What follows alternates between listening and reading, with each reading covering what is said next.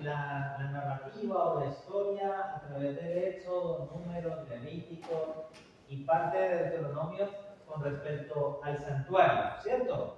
Pero hoy vamos a ver desde un panorama un poco más amplio de cómo es que a través de la experiencia que Dios le permitió en la historia a los escogidos, poder plantear cómo a través del santuario Dios de alguna manera plantea el plan de salvación para la humanidad. Vamos allí. Primero hay que entender, la siguiente, que el deseo de Dios es que habitar con quién, con la humanidad. Recordemos de que el deseo de Dios es que nosotros podamos habitar con Él. Pero cuando entró el pecado, debemos entender de que a lo que entró el pecado, esa relación con Dios fue rota. Y es por eso que el santuario manifiesta el interés de Dios de habitar con la humanidad. Por ejemplo, el hombre pecó y aún así, ¿qué hizo Dios? Se paseó por el huerto del Edén a visitar, aunque ya habían pecado, ¿no? Vamos con la siguiente. En el Éxodo 25:8 dice: y harán un santuario y yo ¿qué? Habitaré en medio de ellos. ¿Qué otra relación? Juan 14:23 nos dice que Jesús le había respondido: el que me ama a mí, guarda mi palabra, y mi Padre le amará, y vendremos a él y habitaremos y haremos morada con él. ¿Cierto? Y en la última instancia, Apocalipsis 21:3 dice: y oí una gran voz del cielo que decía: he aquí el tabernáculo de Dios con los hombres, y ellos serán su pueblo, y Dios mismo estará con ellos como su Dios. O sea que a través de la historia, Dios ha planteado poder de alguna manera relacionarse, habitar, convivir, compartir. ¿Con quién? Con nosotros los pecadores, ¿cierto? Entonces, el santuario lo que plantea es eso, una manera en la cual Dios, de una manera pedagógica, valga la redundancia, plantea el plan de salvación para volver a relacionarse sin pecado con la raza humana nuevamente. Vamos para la siguiente. Entonces, Dios habitaba a través del santuario de sus símbolos, ya sea por utensilios, sacrificios, las fiestas y mandatos. Todo esto presentaba de alguna manera algunas de las funciones o algunas de las cosas que Jesús a futuro iba a realizar, y por lo tanto daba un simbolismo de que a través de cada una de las cosas que se hacían allí manifestaba parte de ese plan de salvación. Vamos por la siguiente. Bueno, partiendo también de acá, 1 Corintios 1:30. Dice: mas por Él estáis vosotros en Cristo Jesús, el cual nos ha sido hecho por Dios sabiduría, justificación, santificación y redención. Pocas palabras, eso es el plan de salvación: sabiduría, justificación, santificación y redención. 4 palabras las cuales vamos a estar viendo cada una de ellas en este momento. Vamos con la siguiente. Ahora, ¿cómo estaba dividido el santuario? Ustedes lo conocen, ¿no? Tenía la entrada. Lo curioso de la entrada era que la entrada tenía varios colores dentro de la tela, y estaban divididos que el frente era rojo con azul y la parte de atrás era blanca. Así que cuando el pecador entraba viendo lo rojo y lo azul, representaba el pecado y la justicia de Dios, pero cuando salía miraba la cortina blanca, como sabiendo de que ya había sido perdonado por Dios.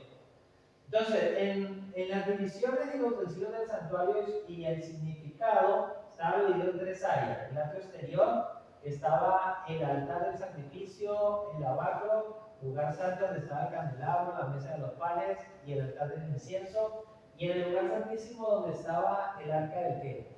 Del pacto, ¿cierto? No olvidemos eso, porque eso es lo que vamos a estar viendo continuamente. Vamos con la siguiente. Esto era más o menos un diagrama de cómo estaba ubicado. El santuario en realidad es este de acá, ¿sí? Pero si miramos a este lado estaba la tienda de Aarón y la de Moisés, o la de Moisés y Aarón. Posteriormente estaban en los otros 3 lados, estaban los descendientes de la tribu de Leví, que eran los coatitas, los meraritas y los gersonitas. Y después tenían tres tribus por cada lado, ¿cierto?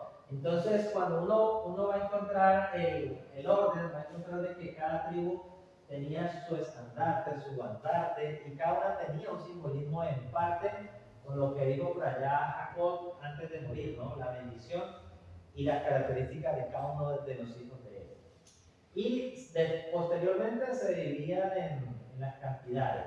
O sea que prácticamente lo que se hacía en el santuario era visible para quién, para todos los que de alguna manera visible, no porque lo protegía una cortina, para todo el pueblo que estaba alrededor. Y obviamente había una manera en la cual el pueblo tenía que hacer todo el proceso para recoger cargar y arrancar el viaje hacia otro lugar donde Dios le dijere, y de igual manera estaba en orden para volver al mar, ¿no? Lo primero que se hacía era tapar, especialmente a una de los levitas, de las tribus de los levitas, taparlo todo lo que eran los utensilios, y posteriormente cada familia de los levitas tenía un específico. Algunos eran directamente con los utensilios, otros con las cortinas y otros con los maderos y demás cosas.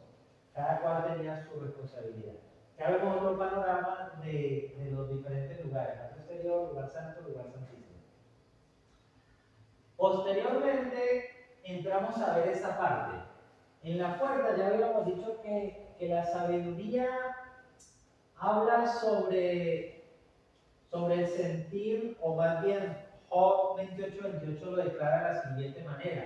Dice que la sabiduría es el temor a Dios y la inteligencia es apartarse del mal, ¿cierto? Entonces, cuando un pecador era inteligente, ¿qué hacía? Se apartaba. Y al apartarse del pecado, adquiría sabiduría de parte de Dios y se acercaba al tabernáculo. Imagínense, un pecador llegaba, de alguna manera, y cada vez que iba con el animalito, ¿se acuerdan cómo estaba ubicado, no? Tenía que pasar prácticamente por todo el campamento, porque cada lugar estaba especificado. Imagínate una de las tribus que está en la parte de atrás.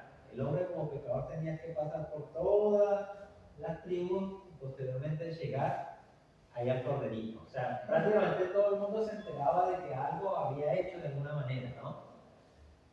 Y al estar allí, vamos a la siguiente, encontramos algo, que esa puerta era el principio para entender más a futuro lo que era la justicia de Dios y el perdón de Dios. Pocas palabras, Jesús menciona que Él es la puerta en Juan 10:9, que Él es la puerta ¿para qué? Para entrar al redil. ¿El redil de quién? De Dios, ¿cierto? Y al estar en el redil de Dios, pues obviamente seremos protegidos y guardados. Porque Jehová da sabiduría y de su boca viene el conocimiento y la inteligencia. Proverbios 2:6. Por lo tanto, esa sabiduría y ese temor a Dios enmarca el principio de lo que es el plan de salvación. Dios llamándonos, Dios estando allí a la puerta, como dice allí Apocalipsis 3:20, ¿no? La puerta tiene dos acciones: entrar y salir, ¿cierto? Al tener esas dos acciones, las puertas están abiertas. Puede entrar todo el que quiera, pero a la vez puede salir el que no esté convencido, ¿sí? Entonces, la puerta en Jesús es similar. Jesús está abierto para quiénes, para todos. Dice que yo soy la puerta y llamo, el que abre, ¿cierto? Y le permite entrar. Jesús entrará con él, cenará y compartirá con él. Pero el que no abra, ¿qué cosa? No recibirá las bendiciones, ¿no? Vamos con la siguiente. Ahora, ya teniendo en cuenta de que la sabiduría enmarca el sentido de la puerta, el pecador se acerca adquiriendo inteligencia, temor a Dios, sabiduría, empieza el acto de la justificación. El acto de la justificación, allá en Romanos dice, pues mucho más, estando ya justificados en su sangre, por él seremos salvos de la ira, ¿no? Romanos 5:9 nos explica un poco de que somos justificados a través de ¿qué? De su sangre. ¿En dónde podíamos experimentar la justificación? Miren, en el atrio exterior. Primero, estaba el altar del sacrificio. Dice que era un altar de madera de acacia, de 5 codos de longitud, 5 codos de altura, era cuadrado, tanto de ancho y también esto de altura, 3 codos, y le harían cuernos. ¿Sí? ¿Por qué eran esos cuernos allí? Mañana que estemos hablando sobre los sacrificios, ahí vamos a entender de que no todos los sacrificios eran puestos ahí. No todos, una parte, ¿no? ¿Sí? Porque algunos eran ofrendas de paz, otros ofrendas de grano, otros eran holocaustos por el pecado, otros ¿por qué? Por la rebelión, me parece, y los otros pues los pecados diarios, pero los que eran los sacrificios diarios, de la tarde y de la mañana.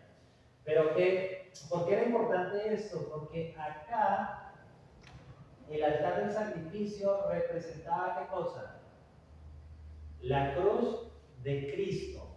¿Se acuerdan que Juan ahí en 1:29 dijo, he aquí el Cordero de Dios que quita ¿qué? El pecado del mundo. Por lo tanto, el acto de mencionar o de decir que ese Cordero que era inocente tenía que morir en sustitución ¿de quién? Del pecador. Y en este caso, cuando nosotros miramos la cruz, Jesús era ¿qué? Inocente, ¿cierto?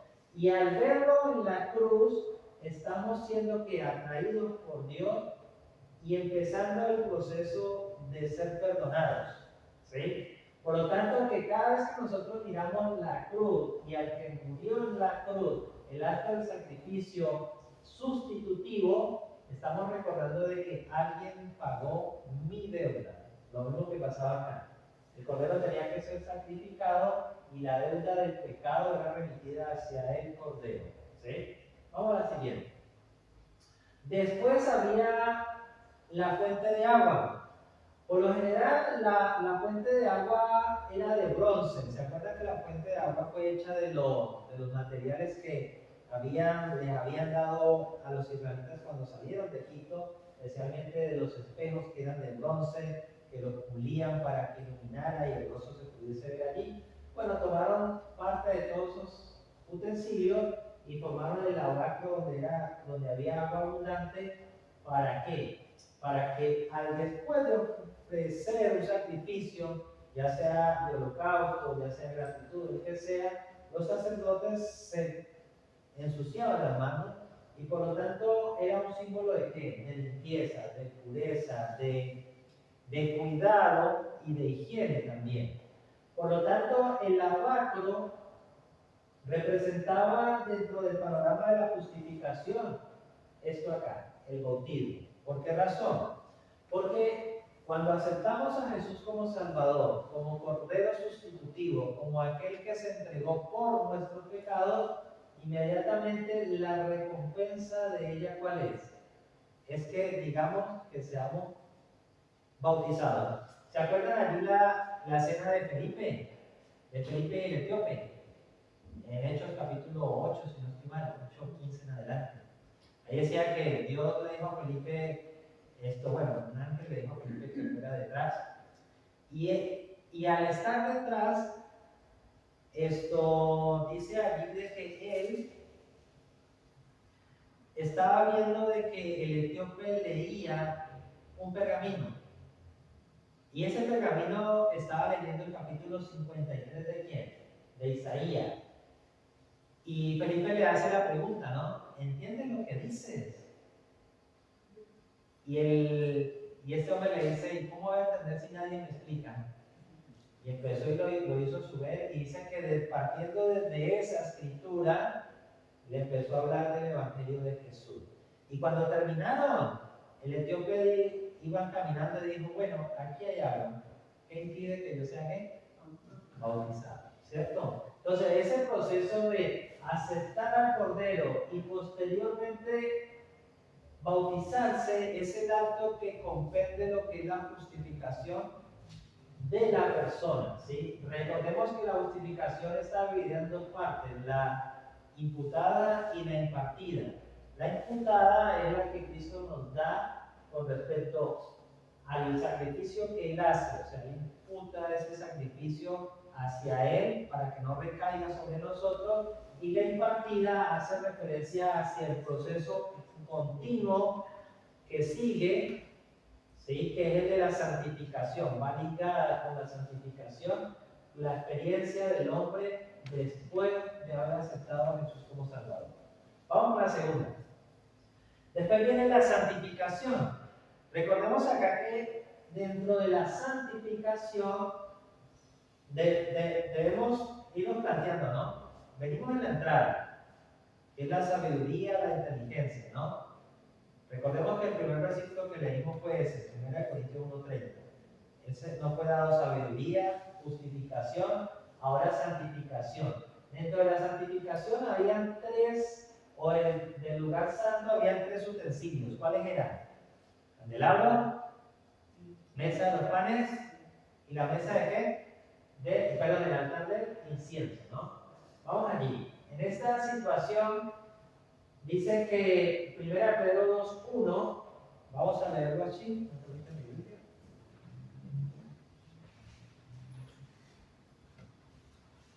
Primera Pedro 2:1. 2:1 o 1:2.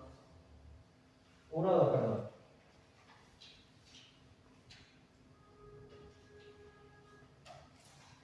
Dice, elegidos según el designio de Dios el Padre, santificados por el Espíritu. Entonces, hablando que somos santificados por quién? Por el Espíritu, para obedecer a Jesucristo y ser rociados con su sangre. Gracia y paz os sean multiplicadas. Por lo tanto, que la santificación es un proceso en el cual somos santificados o transformados por la labor del Espíritu Santo. Recordemos acá, el candelabro, que su función ¿cuál era? Su función era sencillamente iluminar, ¿qué cosa? Iluminar el lugar santo y el lugar santísimo. Tenía aceite de olivo, que era el que permitía que su llama fuese continua. Ese aceite no tenía que dejarse apagar, tenía que ser renovado continuamente porque había sido prendido con un fuego especial. Por lo tanto, el candelabro tiene dos significados. El primero es la labor, o representa la labor del Espíritu Santo, pero la segunda función, vamos allí, es que por el cuerpo de Cristo también somos santificados. Ya vamos a ver Hebreos 10:10. Vamos también a Hebreos 10:10, ¿qué nos dice? Ahí está.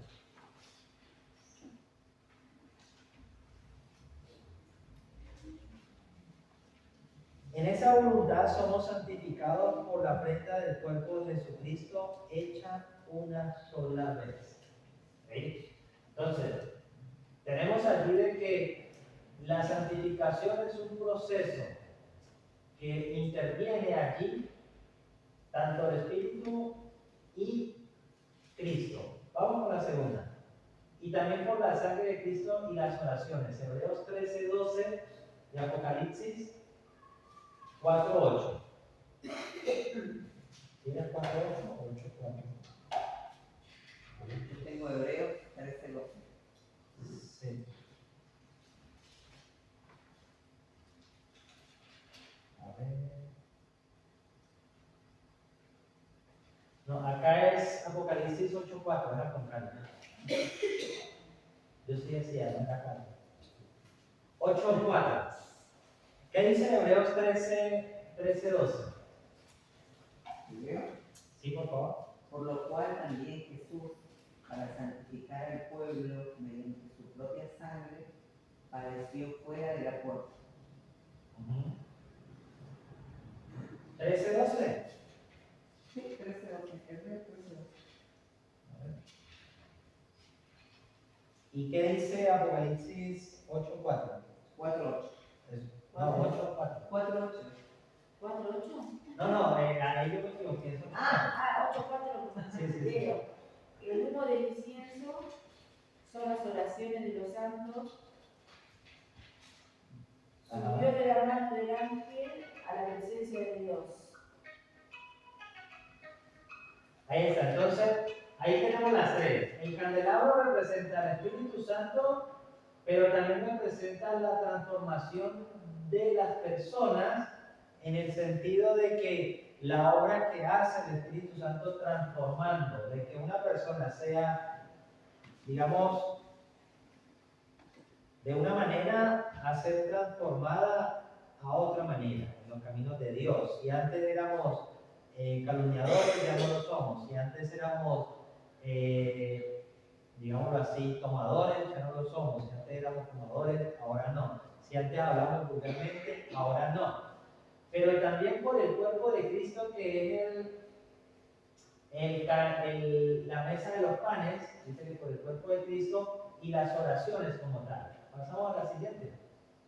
El candelabro. El candelabro está hecho de ¿qué? De oro puro, ¿cierto? Y lo curioso era que estaba hecho de una sola pieza, era un bloque de oro, si no estoy mal, de 22 kilos, que tenía que ser labrado a martillo y fuego. Por lo tanto, esa acción de martillo y fuego representa las pruebas, como lo dice Santiago. Las pruebas producen paciencia y esas pruebas son las que cada vez que pasamos por ellas vamos siendo moldeados y vamos desarrollando la fe más constante de quién? En Dios a través de las pruebas. Pero detrás de las pruebas también está el Espíritu Santo queriendo transformar ¿qué? A las personas, motivándolas, esforzándolas para poder llegar a cumplir los designios de Dios y llegar al propósito de Dios, que es la eternidad. Vamos con la siguiente.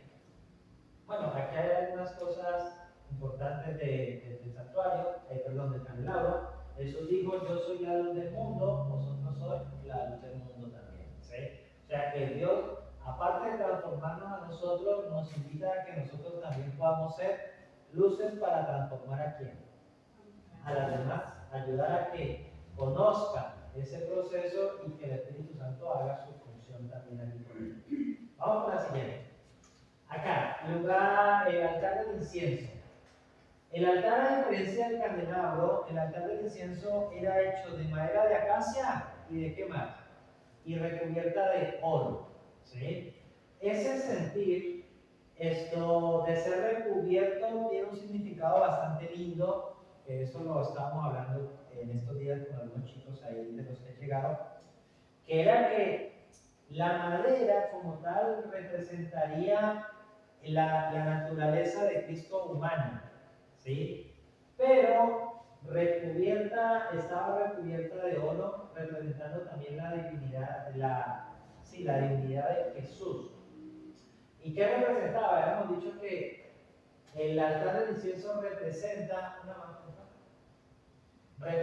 que las oraciones, tanto de los justos, pero a la vez también de la manera en cómo se intercedía el sacerdote, en este caso las intercesiones de Jesús. Dice: y de la mano del ángel subió a la presencia de Dios el humo del incienso con las oraciones de los santos.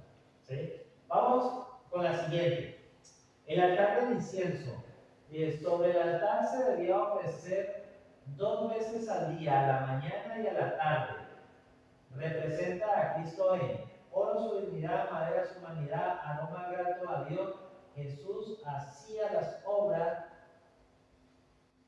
que agradaban al Padre. Representa al creyente en una vida de oración y de alabanza o gratitud a Dios. Posteriormente, vamos a la siguiente, estaba la mesa de los panes.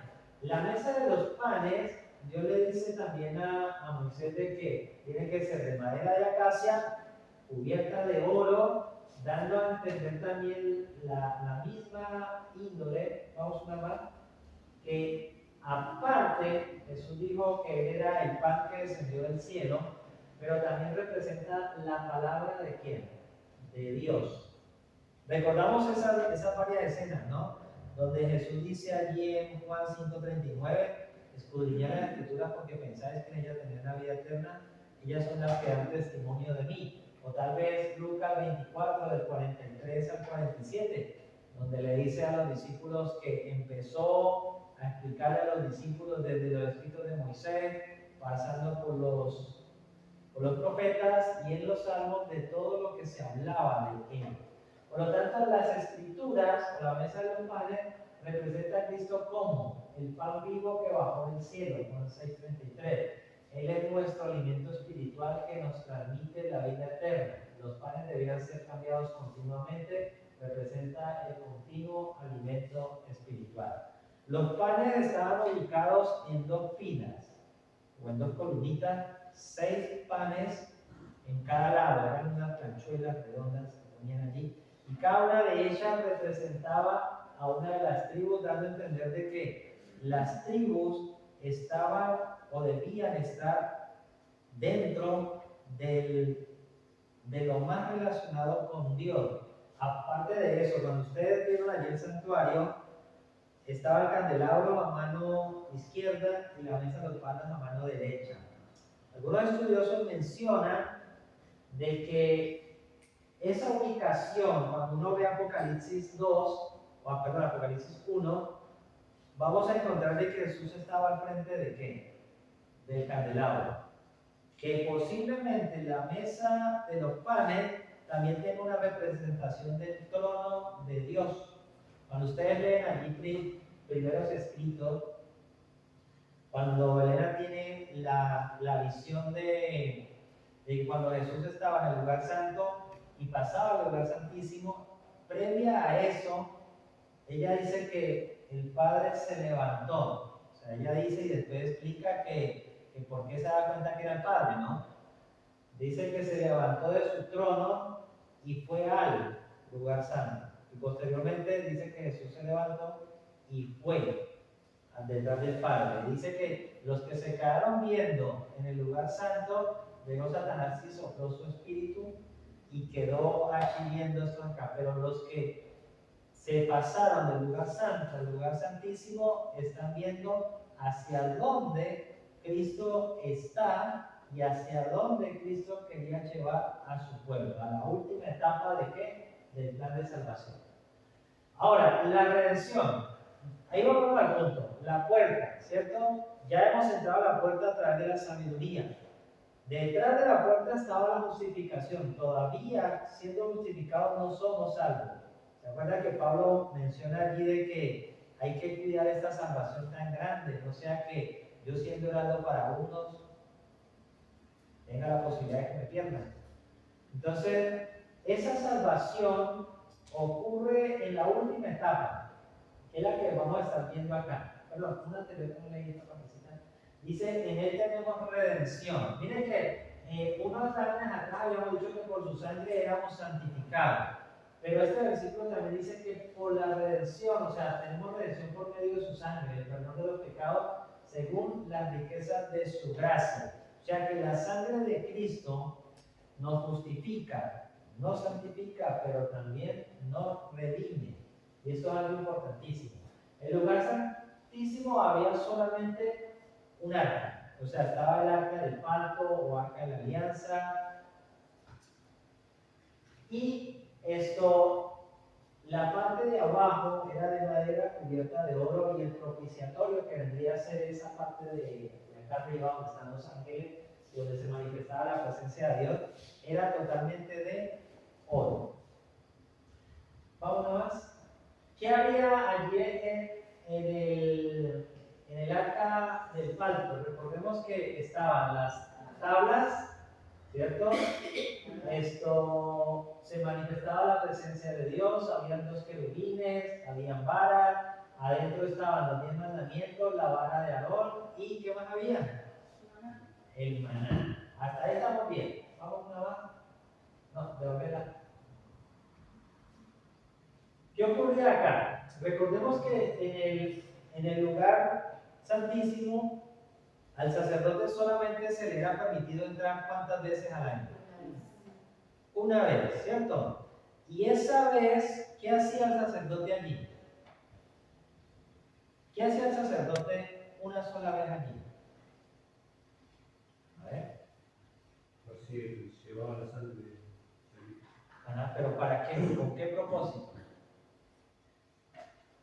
¿Sí? El propósito era sencillo: eliminar o purificar el santuario sacando todos esos. Por eso la expresión de allí de Daniel 8:14 nos dice que la profecía llegará hasta 2300 tardes mañana y el santuario será purificado. ¿Por qué razón? Porque es la misma idea que se presenta en el lugar santísimo, que eso lo vamos a ver el viernes con respecto a la fiesta. ¿Sí? Pero, ¿qué pasaba allí? El maná, recordemos que el maná era el alimento que había descendido del cielo y que fue el sustento durante 40 años, inclusive hasta cuando conquistaron la tierra y empezaron a comer del ¿qué? Del grano de la tierra donde Dios les había prometido. En pocas palabras, el maná representa el interés de Dios por la salud. ¿Sí? ¿Por qué razón? Porque si bien aunque estemos en la tierra, somos peregrinos acá y nuestra meta es ¿qué? El cielo, ¿cierto? Y en el cielo, ¿qué no va a haber? No va a haber pecado, no va a haber muerte y por lo tanto no vamos a comer ¿qué? Carne, ¿cierto? Entonces representa el ideal de Dios del pueblo en cuanto a la buena alimentación. ¿Sí? Después viene la vara de Aarón. Recordemos a ver, si bien representa la obediencia, tiene un matiz importante acá. ¿Cómo fue que la vara de Aarón terminó así? ¿Alguno se acuerda? Cuando leemos allí, creo que es esto, números, que no me acuerdo bien el capítulo, donde aparece la rebelión de Coré.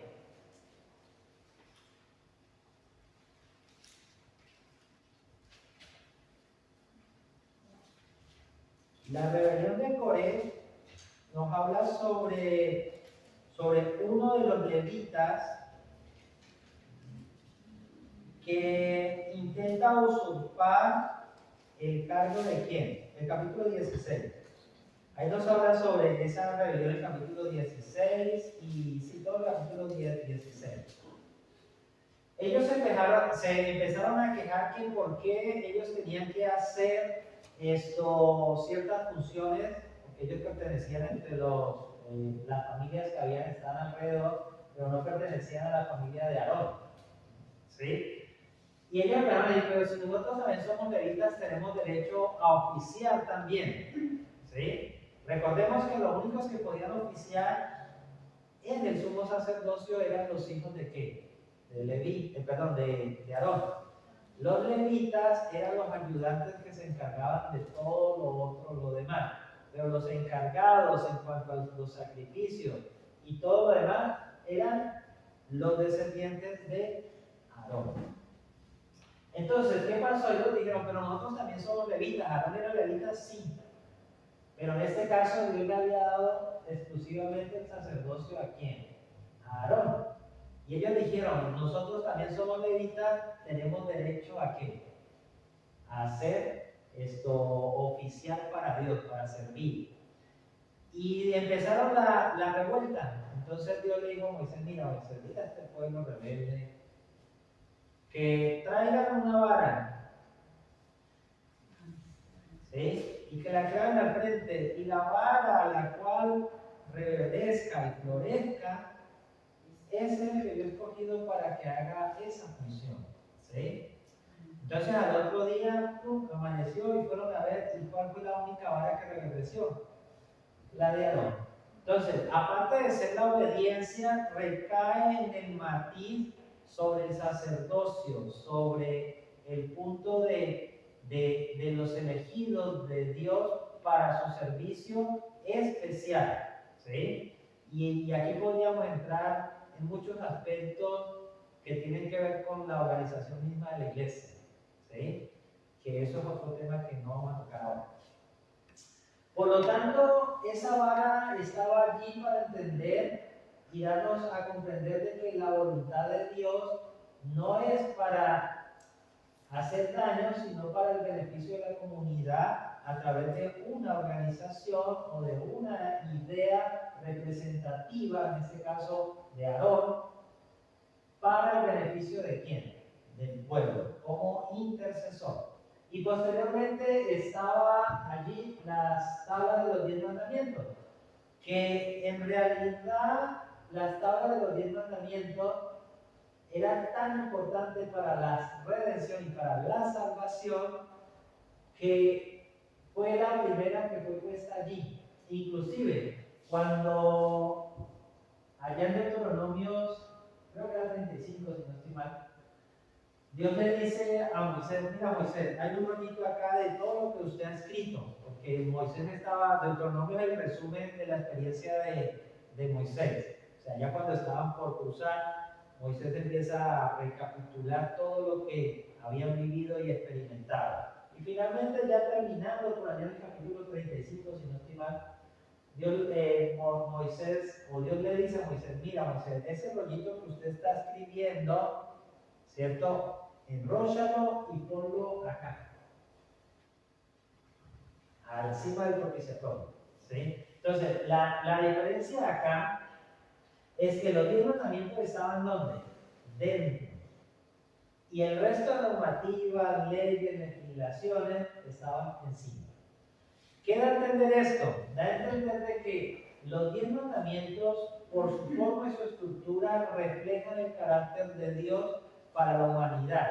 ¿Sí? El relacionamiento de que Dios es amor y los 10 mandamientos reflejan el amor tanto para Dios como para la misma humanidad en expresiones que alcance a la naturaleza humana y que finalmente la misma humanidad pueda hacer de ella esos principios de experiencia de vida para honrar y glorificar a Dios.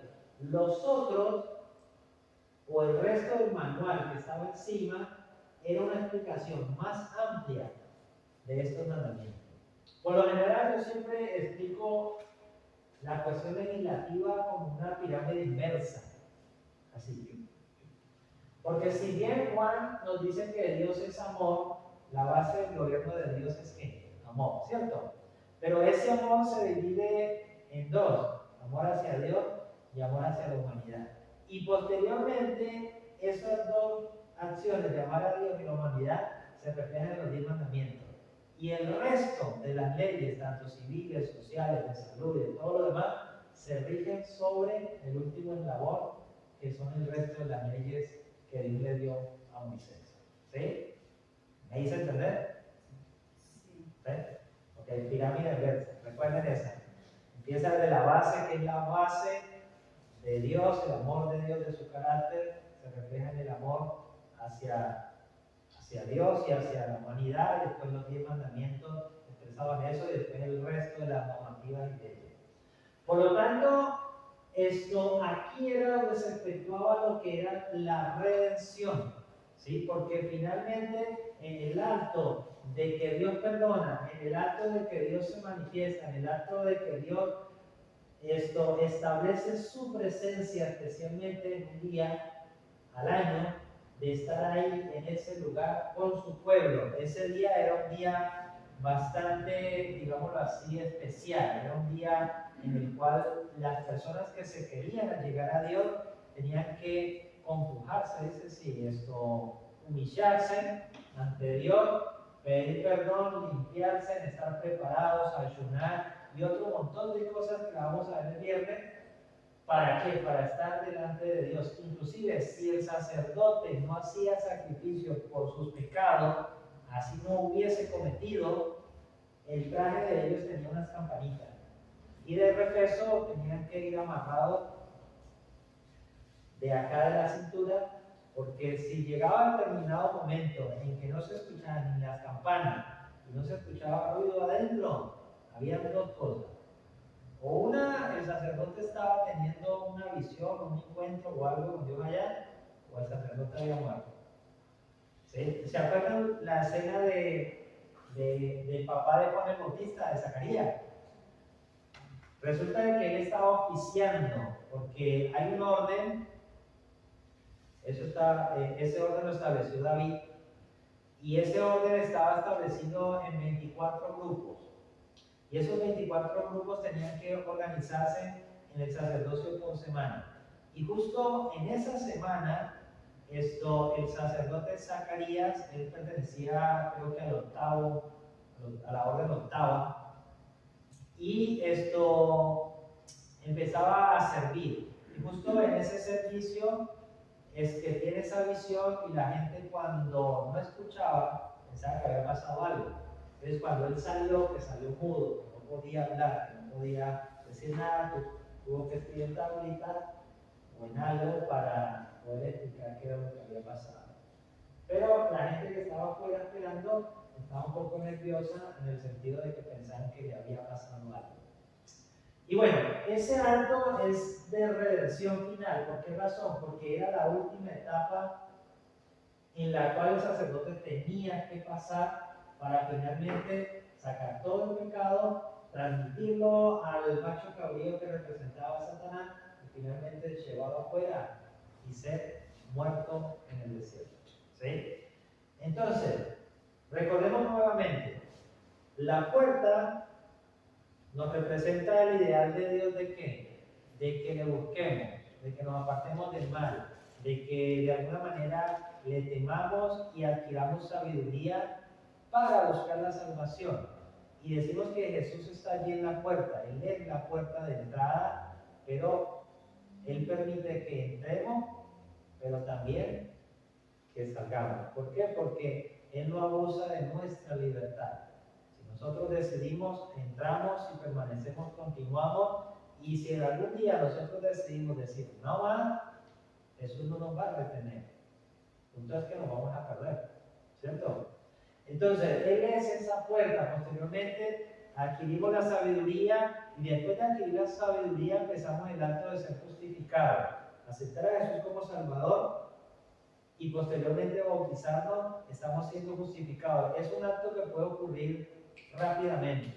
Miro a Jesús, reconozco que tengo necesidades de cambiar, de transformar, lo acepto como Salvador, me bautizo. Puede ocurrir un instante, pero también puede ocurrir durante un periodo largo. Parte de la iniciativa de aceptar a Jesús como Salvador y bautizarse. Ese proceso puede ser rápido, pero también puede ser largo el tiempo. Después, la persona, al ser justificada, necesita ser santificada, que aquí es donde entra la justificación imputada, que es el acto de Dios que imputa y le da la capacidad, a través del Espíritu Santo, a la persona para ser transformada, para ser cambiada, y es necesario la labor del Espíritu Santo, que como dijo Jesús allí, que es la que motiva a la persona que conozca la verdad, los lleva a conocer el juicio y la justicia también, y finalmente se acerca a la salvación a través de ¿qué? De la palabra de Dios y a través de la oración y el relacionamiento que tengamos con Cristo. Por eso es indispensable todos los días, y esto era algo que era continuo, esto no era que se hacía una vez al año, no, esto era continuo. Recordemos que el candelabro tenía que arder ¿qué? Continuamente, ese fuego no tenía que ser apagado. La mesa de los panes, el pan tenía que estar continuamente ahí en la presencia. Y las oraciones, el incienso tenía que se aplicaba 2 veces al día, pero ese incienso tenía que durar todo el día. Era continuo, una relación continua. Por eso la importancia de que dentro de la santificación es el proceso de Dios, desde que aceptamos a Jesús como Salvador, nos bautizamos, somos justificados, desde ahí hasta que vayamos al descanso o Jesús venga por segunda vez. ¿Sí? Y ahí entra la última etapa, que es la de la redención. Poder llegar a la eternidad y poder ver cómo Satanás finalmente es eliminado y finalmente el pecado sea destruido en su totalidad. ¿Sí? Entonces, el plan de salvación resumido de esa manera, entendemos y comprendemos de que Dios tiene un plan especial para nosotros. Obviamente, pasemos a la siguiente. Había cosas allí, como las carpas, que si bien era para proteger, ustedes ven, había 4 tipos de carpas de protección. Telas de tejón, que era la última, la de pelo de cabra. ¿Por qué la de tejón? Porque es impermeable. Después la de la cabra, pieles de cordero y cortinas de colores. ¿Sí? Entonces, eso era más que todo para la protección de todo el santuario. Bueno, había otro utensilio y vamos a más. En resumen, somos justificados en la altar del sacrificio, muerte de Jesús en la cruz, el lavar del bautismo que ahora nos salva, la santificación del candelabro, las iglesias ya por el Espíritu Santo, la mesa de los panes, palabra de Dios, el altar del incienso y las oraciones que suben ante Dios, y la redención del acta del pacto de alianza entre Dios y el hombre por medio de la ley, la obediencia y la buena salud. Un resumen demasiado. Y creo que hay uno más. ¿Esa es la otra? Bien, ese es el resumen de lo del tema de hoy. Mañana vamos a estar hablando sobre los sacrificios. Con los sacrificios es bueno entenderlos y aclarar algo. ¿Por qué se lo digo? Porque a mí me costaba mucho entender los sacrificios y poder identificar qué era un holocausto, qué era una ofrenda. Qué era un holocausto, qué era una ofrenda, y cómo se daba, cómo se mediaba y cómo era el proceso de cada uno. Porque no todos se hacían el mismo proceso. Algunos, la sangre tenía que ser rociada en el lugar santo, entre el velo de la visión de uno y el otro. Otros simplemente la sangre tenía que ser rociada en los cuernos y regada, y entre otras diferencias también. ¿Sí? Entonces, mañana les esperamos. Motiven a los hermanos a que puedan venir, porque son temas que nos conciernen como iglesia. ¿Saben por qué nos conciernen como iglesia? Porque nuestra iglesia nace a partir de una profecía referente al santuario, no en la tierra, sino en el cielo. Y eso entra como uno de los grandes pilares que tenemos como iglesia adventista del séptimo día, que no tiene ninguna otra denominación. ¿Sí? Por lo tanto, sintámonos privilegiados, familia, de poder venir y de poder aprender y de poder recordar, si ya sabíamos, estas cosas que son lindas, que son buenas, y no dejemos de invitar a otros hermanos, por lo menos para que podamos participar de todo esto. ¿Vale? Vamos a poner nuevamente